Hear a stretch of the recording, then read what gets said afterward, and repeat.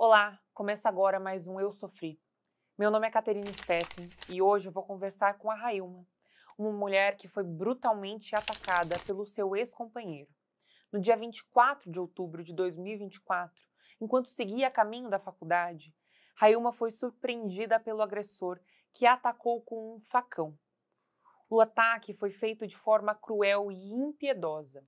Ele resultou na perda de uma das mãos de Railma, além de graves lesões pelo seu corpo e um trauma psicológico imenso. Este é um relato de violência extrema, mas também de resistência e luta por justiça. Acompanhe conosco o depoimento de Railma, que apesar do sofrimento, se mantém firme na busca pela verdade e pelo amparo jurídico necessário.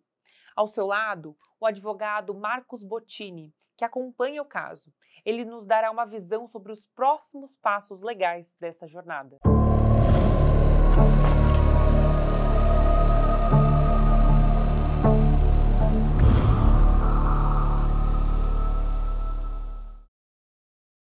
Bom, para começar a nossa conversa, Railma, eu acho sempre muito interessante conversar com as vítimas sobre o começo do relacionamento delas com o agressor, para mostrar para a ampla maioria das mulheres que um episódio de violência, um episódio de tentativa de feminicídio, ele não acontece isolado. Ele vem carregado de outras microagressões que desagam nesse episódio mais marcante, mais traumático. Então, antes da gente conversar de fato sobre o episódio do ataque, eu queria entender o que antecedeu, como era o seu relacionamento com o agressor. A gente, no início, era tudo bem. Aí depois ele já começava a gritar, eu começava a sair, ele começava a ligar o tempo inteiro, não deixava eu sair sozinha mais. Quebrava o celular meu, se eu não desse o telefone para ele. Ele quebrou 4 telefones meu. Quando eu estava na escola, ele já falava que eu não estava estudando. Aí eu deixei de estudar por um tempo. Aí quando eu retornei do mesmo jeito, ele ficava colocando dificuldade para mim não ter que sair de casa.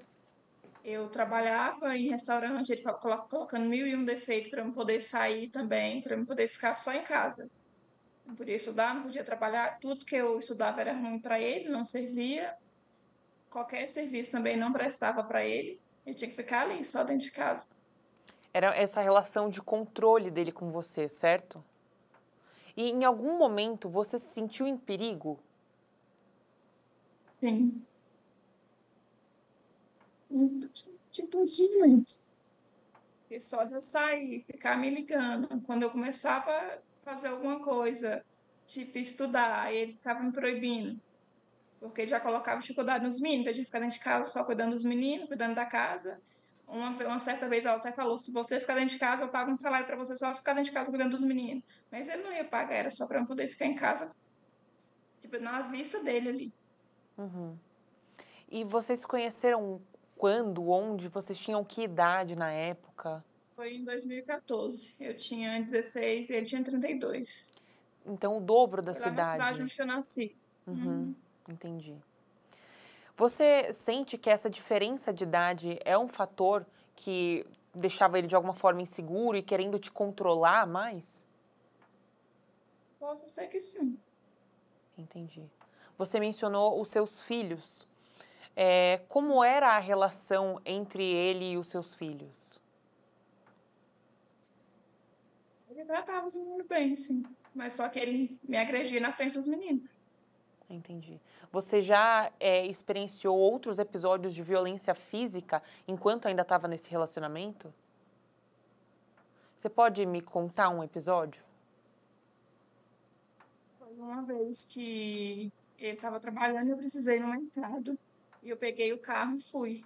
Aí quando eu voltei, eu não consegui conter, frear, peguei e acabei colidindo com a porta de vidro da nossa casa. Aí a porta quebrou e amassou a geladeira. Aí nisso eu peguei, fiquei com muito medo, fui para casa da minha irmã, que já morava aqui. Aí ele foi atrás de mim, ele foi me puxando lá no corredor da casa da minha irmã até em casa. Chegou em casa, ele só não me matou aquele dia porque eu estava com controle no bolso e ele não sabia. Eu peguei e abri o portão, consegui soltar dele, sair correndo na rua. E Entendi. nisso meus meninos estavam, presenciou tudo. Eu imagino que seus filhos ficassem assustados com toda essa dinâmica. Uma criança não sabe muito bem como se portar, nem um adulto muitas vezes sabe muito bem como se portar mediante a agressão doméstica. E eu queria entender como foi esse término de relacionamento, quando ele aconteceu e qual foi a gota d'água para você dar um basta nessa relação. Aconteceu em agosto do ano passado.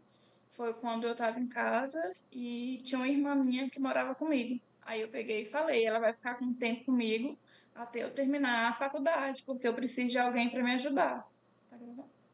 Para poder me ajudar. E ele falou que não aceitava, que não aceitava. Eu falei assim, mas como que eu vou terminar? Você não tem como me ajudar.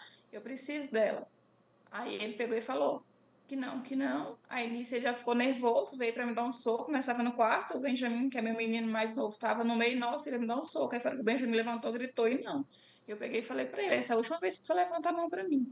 Aí passou 2 dias, eu consegui alugar um apartamento e sair de casa. Uhum. E aí, como é que foi esse período para você de adaptação, saindo de casa com seus 2 filhos? Foi difícil, porque eu saí de casa praticamente com as minhas roupas e dos meninos. Aluguei um apartamento e fui. Arrumei outro serviço para poder ajudar também, conseguir as coisas dentro de casa. Trabalhava na semana nenhuma, final de semana nenhuma. Ele aceitou tranquilamente essa sua saída? Só o primeiro de semana. Depois ele já começou a mandar mensagem pedindo para voltar. Eu falava que não. E ele falava que tinha que voltar, que ele ia mudar, que ia mudar. Eu falei, não, você já prometeu para mim que ia mudar um monte de vezes e não mudou. Sempre a mesma coisa. Dessa vez eu não vou. Uhum. A gente sabe que em relacionamentos tóxicos nem sempre a maré é baixa, né? E justamente a vítima de um relacionamento tóxico é difícil de sair daquela relação porque às vezes não tem momentos bons e tem momentos ruins ao mesmo tempo e ela fica confusa em tudo isso. Você enxerga, você identifica isso no seu antigo relacionamento? Identifico. Só que toda vez que ele me procurava, que eu pensava em voltar, eu pensava tudo que ele tinha feito para mim ao longo desses 10 anos. E colocava na balança. Eu falava, eu não quero que meu filho cresça mais traumatizado do que ele já é, ou então cresce sem uma mãe. Nesse período que você estava com a sua irmã, ele fazia ameaças para você? Sim. Você Ele mandava lembra? mensagem. Você lembra como Algumas, sim. funcionava? Uhum. Sim, algumas eu lembro. Que ele mandava mensagem, falava para mim, se eu não voltasse com ele, iria morrer nós dois. Foi nesse momento que você fez a medida protetiva? Sim. Foi no dia 23 que ele foi lá na porta do condomínio que eu morava e tentou me agredir lá na frente, tentou passar o carro por cima de mim. Aí foi quando eu peguei, fui na delegacia e pedi a medida protetiva. As, No pes- dia 24 foi o fato. as pessoas que estavam, por exemplo, em volta, que presenciaram essa cena, fizeram alguma coisa para tentar te ajudar? Não, foi tudo muito rápido. Entendi. Então, no dia 23 ocorreu essa tentativa de assassinato e no dia 20 e você já foi prestar o boletim de ocorrência, a medida Foi. protetiva. E no dia 24 o ataque aconteceu. Dia Você, 24 à noite. você pode me explicar, fazer um panorama geral do dia do ataque? Para onde você estava indo? O que você estava fazendo nesse dia? O que você lembra do panorama geral desse dia? No dia 24, cedo, meu serviço é muito perto de onde eu morava. Só que nesse dia eu peguei e fiquei com muito medo, chamei o Uber. Fui de Uber até meu trabalho, desci, trabalhei o dia todo. E ele mandou mensagem o tempo inteiro, o dia todo, só que eu não respondi nenhuma mensagem dele. Ele mandou muita mensagem nesse dia, eu peguei e não respondia nenhuma. Aí à noite também, quando eu cheguei, eu nem fui pra faculdade. Eu peguei, não vou porque eu tenho uma prova. Aí eu peguei, chamei o Uber e fui. Nisso, eu tava na porta e vi uma mensagem bem assim, que ele falou que eu tinha ido na delegacia, tinha denunciado ele, tinha lascado com a vida dele e que isso não ia ficar assim, que eu procurei, então eu ia achar. Aí eu peguei, chamei o Uber, fui. Aí quando eu achei que andei o quê? Uns 400 metros, foi quando ele veio e colidiu na traseira e não.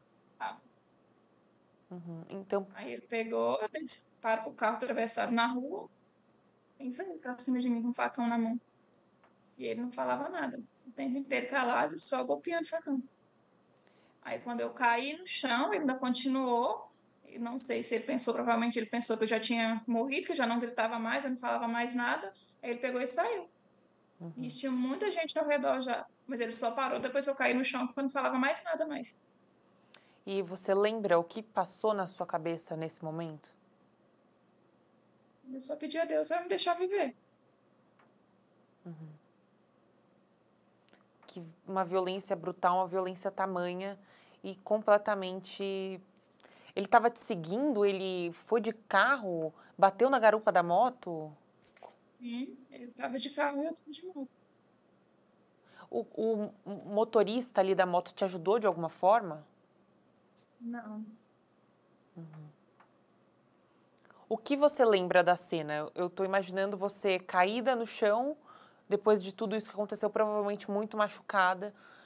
Eu queria entender o que você lembra desse panorama. Você lembra quem te ajudou, quem te resgatou, o que aconteceu depois que os golpes foram desferidos contra você? Ficou uma senhora do meu lado, apoiando assim, ainda no capacete que tava no meu pescoço, e falando para eu poder ter calma, que o resgate ia chegar, que eu ia sobreviver, que Deus estava comigo. E de repente chegou, né, o primeiro, que foi o SAMU que chegou, só que eles não podiam me levar, que precisava de uma ambulância com UTI. Aí eles chegou, me deu os primeiros socorros, nisso um rapaz já tinha amarrado o cinto dele no meu braço para estancar, parar de sair sangue, e depois chegou outra ambulância e me levou para o hospital. A gente Aí eu sabe, só apaguei só quando eu cheguei no hospital. a gente sabe Eles me disseram, que todo esse ataque fez você, infelizmente, perder a sua mão.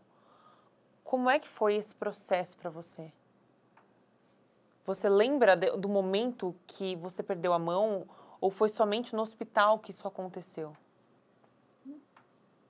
não cai minha mão caindo no chão na hora.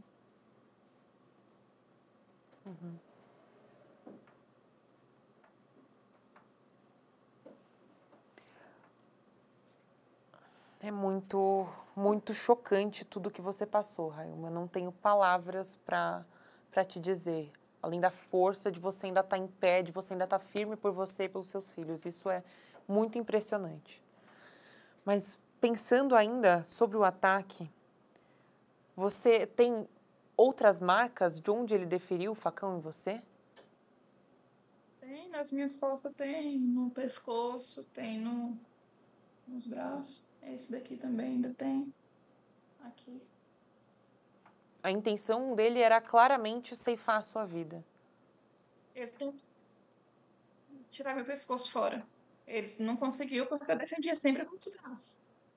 Sempre todo dia ele focava no meu pescoço, tentando passar o facão e eu abaixava, aí acertava o capacete, aí os meus braços. Quando você chegou no hospital, você lembra o que os médicos disseram? Quando eu cheguei lá, foi tudo muito rápido. Eles já fizeram as tomografias que tinha que fazer, já me sedaram e fez a cirurgia. Eu acordei só 2 dias depois. Aí, quando eu acordei, eu só lembro deles falar que eu tava ali, era um milagre. Porque nem eles acreditavam que eu iria sobreviver.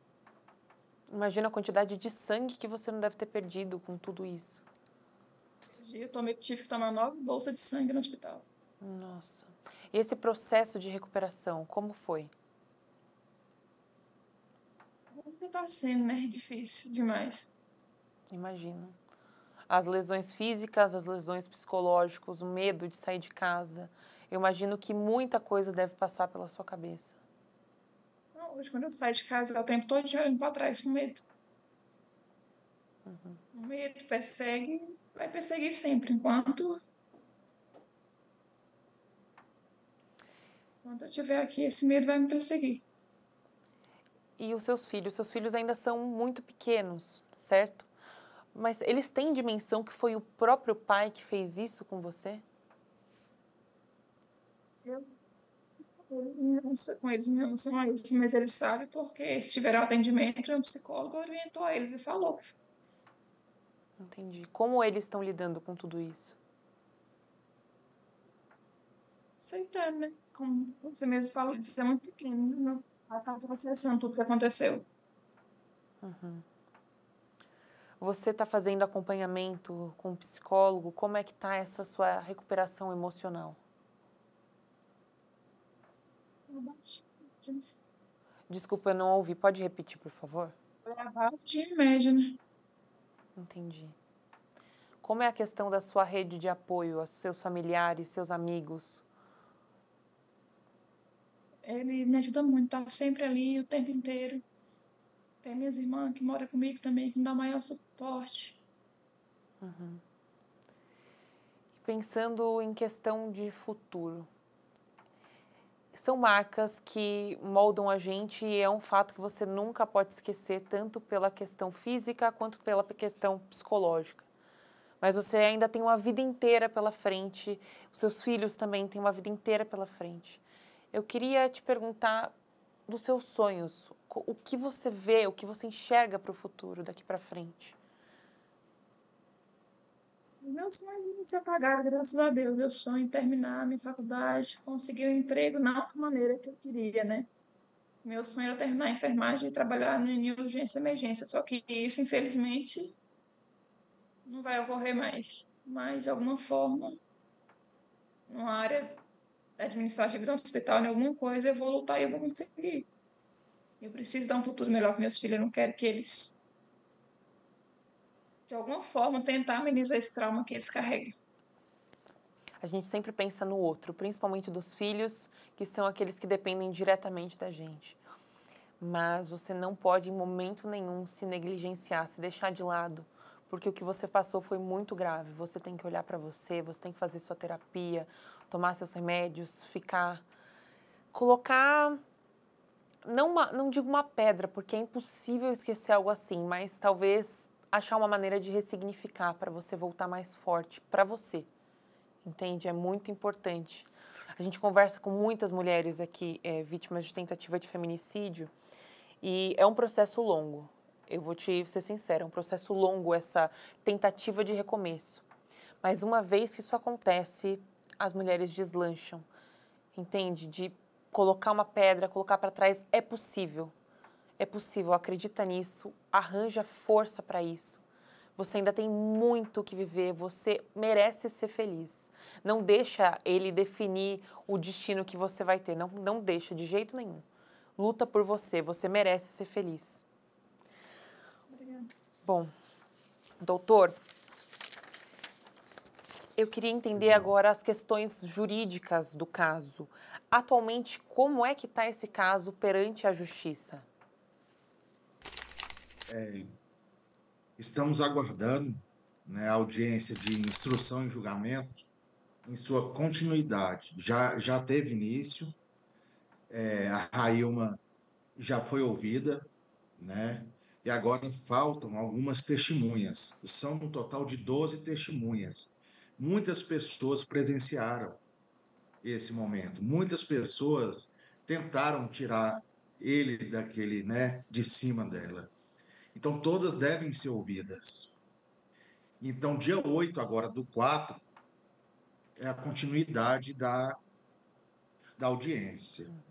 Ele continua preso, graças a Deus, né? É uma luta nossa para que ele continue preso e que ele vá a júri popular, preso ainda e continue preso após o júri popular, a condenação.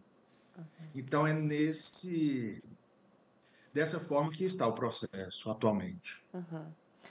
Com base na sua experiência, doutor, qual a possível pena que ele pode pegar? Olha, atualmente ele responde, né, por tentativa de feminicídio, né, qualificado por duas qualificadoras. A primeira qualificadora é que ele utilizou meio cruel.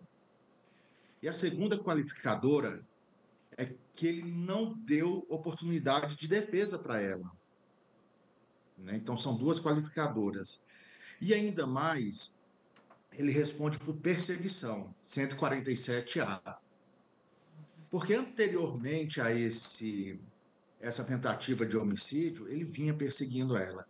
Então são essa tipificação que ele responde, né? Então o que nós esperamos é que ele pegue uma pena muito alta, né? Mas nós sabemos também as limitações, a dosimetria da pena, ela tem que respeitar algumas fases, a primeira, a segunda e a terceira fase, né? mas esperamos que ele pegue uma pena acima de 20 anos. Entendi. Quando você escuta isso, Railma, isso te tranquiliza, Como você se sente? Sim, me tranquiliza porque enquanto ele tá lá, não é que eu tenho paz, mas eu fico mais tranquila. Agora, depois de colocar os pés na rua para mim,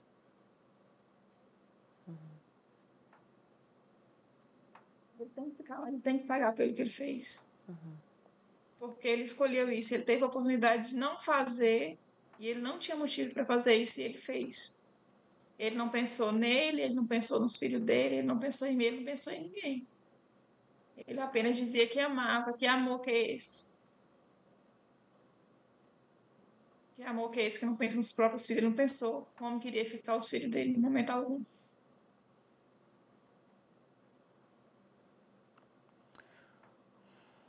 Muito complicado.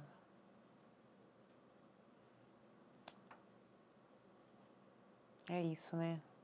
Você vê como a pessoa é baixa, não pensa nem no futuro dos filhos. Se ele tivesse preso e você tivesse morta. Quem quer atrás meus filhos? Quem quer cuidar? Sim. Doutor, conversando com o senhor mencionou que é membro da ACRAV. O senhor pode contar para a gente um pouco sobre o que é a ACRAV e qual o papel da associação no caso da Railma? ACRAV, ela significa Associação Centro de Referência e Apoio à Vítima. A vítima de tentativa de feminicídio, de um estupro, né? Há uma mãe que perdeu o filho. Então, o que é que nós percebemos? Que essas vítimas, elas, após o fato, elas ficavam totalmente desamparadas pelo Estado.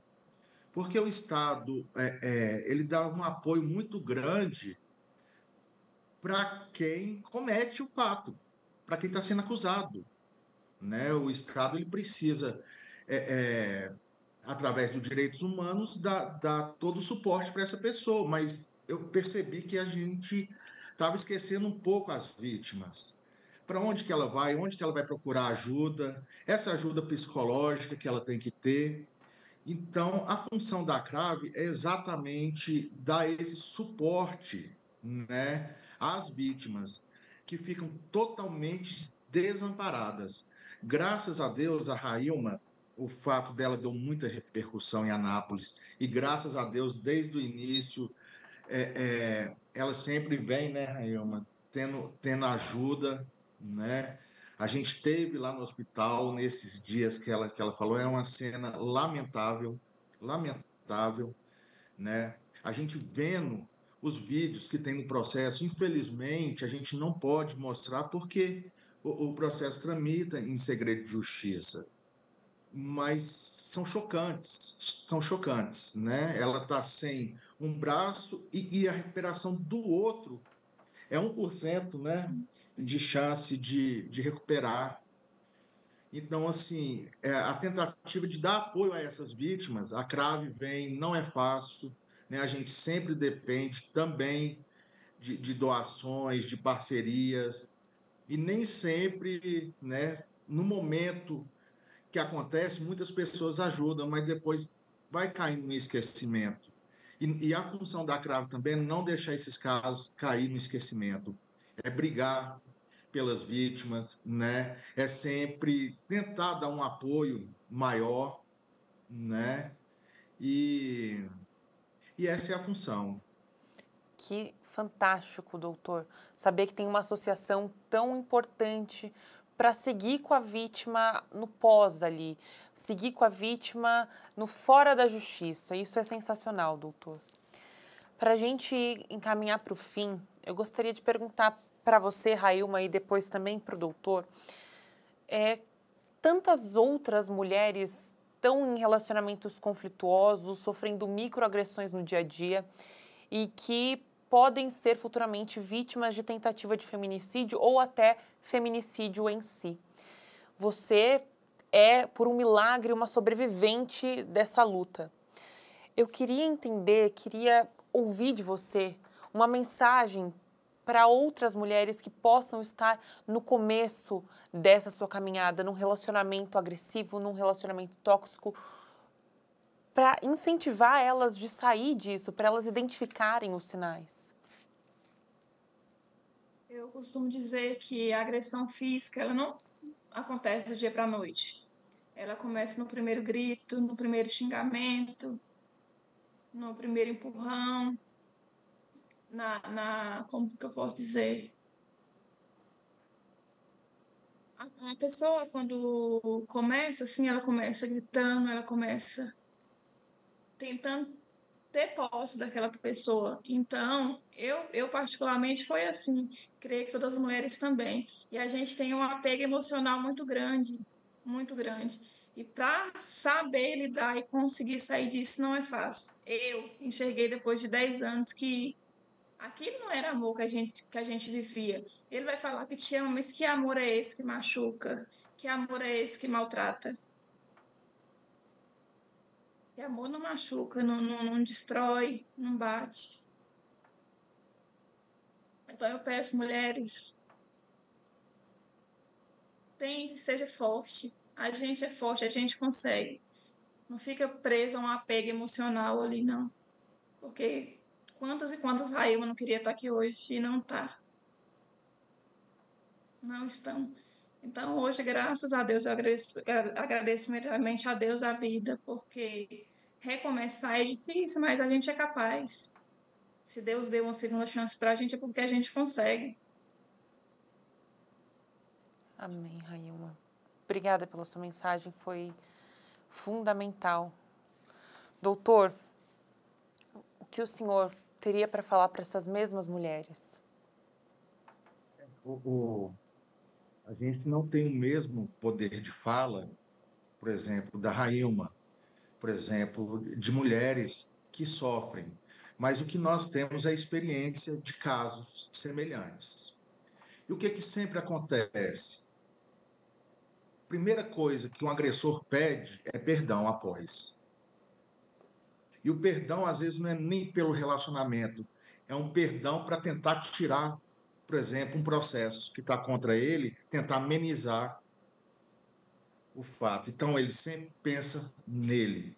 O que eu tenho para falar é para as mulheres pensarem mais nelas, né? Pensarem mais nelas, não ficarem presas, né, a um sentimento e seguir a vida, que sempre tem a segunda oportunidade. Tem muita gente bacana no mundo e ela não precisa ficar presa naquele relacionamento abusivo tóxico. Perfeito, doutor, perfeito, Railma.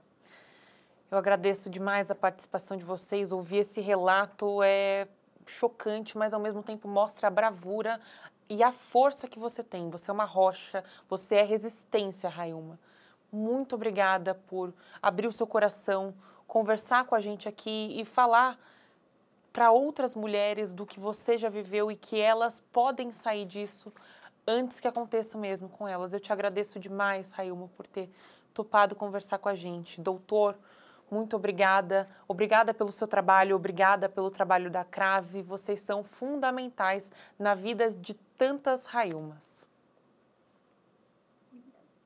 Eu agradeço e peço para quem queira conhecer mais sobre a CRAVE, é chamada CRAVE Emanuel Pires. Emanuel Pires é um menino que faleceu através de um homicídio doloso e a mãe dele até hoje briga para que o assassino do filho continue preso. E Emanuel Pires é uma homenagem a esse menino. Então, quem tiver a curiosidade de conhecer, tá? É @acrave Emanuel Pires. Eu que agradeço. Muito obrigada, gente. Agradecer ao doutor, à fundação, que vem me dando o maior apoio desde o início com a gente aí. E eu falo que o apoio dele é fundamental nesse processo, lutando com a gente para poder conseguir justiça. Amém. A justiça vai vir. Certeza. O caso de Railma Lisboa é um retrato do sofrimento causado pela violência doméstica, mas também da força e coragem de uma mulher que, apesar de ter sido brutalmente atacada, continua lutando por justiça. Agradecemos imensamente a Railma por sua bravura em compartilhar sua história e ao advogado Marcos Bottini por esclarecer os próximos passos legais dessa jornada. Continuaremos acompanhando o caso e torcendo por justiça. Até o próximo episódio, onde seguimos dando voz a quem precisa ser ouvido.